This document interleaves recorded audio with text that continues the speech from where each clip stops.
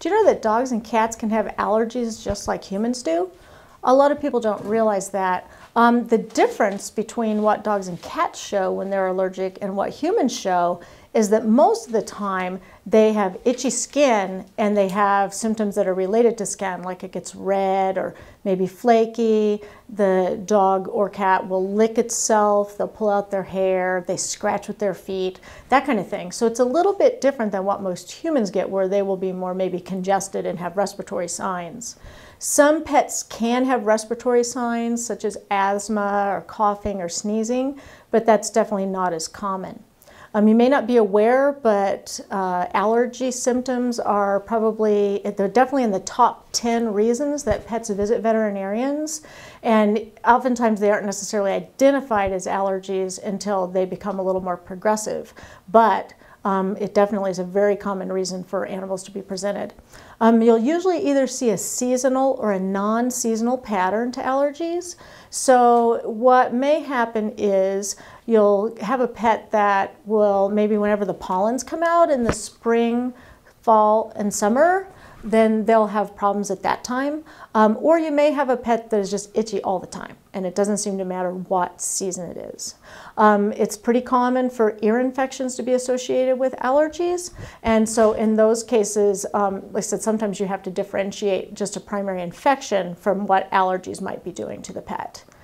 As far as how pets get allergies, there tends to be a genetic predisposition, so certain breeds can definitely pass those allergy predisposition on to their offspring. And what happens is that they have an overactive immune system, and so they respond more, what do you say, I guess a lot stronger than what a normal animal might react to an allergen. They can be allergic to things like pollens, mites, molds in the environment. They can also be allergic to foods, and so that's an important distinguishing factor, and your veterinarian will help figure that out if you have to take the pet in for skin problems. As far as age of onset, approximately 1 to 4 years is the most typical time that you'll see the onset of allergies, and the name that's usually used as far as the medical terminology is atopy. And atopy, in the case of pets, usually leads to atopic dermatitis, which is the inflammation of the skin. As far as diagnosing allergies, there can be other diseases that will cause the same kinds of symptoms. So when you take your pet into the veterinarian, it's likely that they'll need to do some testing. And oftentimes they might do a skin scraping to look for mites, or they might set up a culture to look for fungal spores. Another name for that is ringworm, which you may have heard of. So that's not really a worm, it's a fungus. Also, there can be bacterial infections or yeast infections, and those can either be primary or can be secondary to the inflammation of the skin that is caused by the pet over grooming or itching. Also, you can see some of these symptoms with endocrine disease, like of the thyroid or of the adrenal glands. So those things all have to be ruled out when a veterinarian is looking at a pet that might have allergies. Once the diagnosis has been made, there are a number of things that can be done, but unfortunately, it's not very easy to cure allergies. There are a number of things that may help and that may calm the uncomfortable skin and make things more comfortable, but oftentimes there's not really a cure.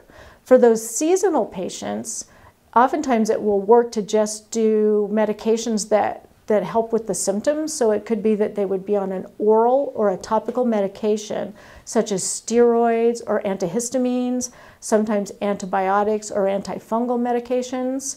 And when I talk about topical, I mean things like shampoos or sprays or ointments, so those can help. The other thing that is probably the safest and most effective type of treatment for allergies is called allergen-specific immunotherapy. And that is where a series of injections are given to your pet, usually for their entire life, but at the beginning of the treatment, they get those injections more frequently, and you actually desensitize the pet to those allergens. And then once they are desensitized, those injections can usually be given at home after you're instructed on how to do that, and sometimes as infrequently as every month.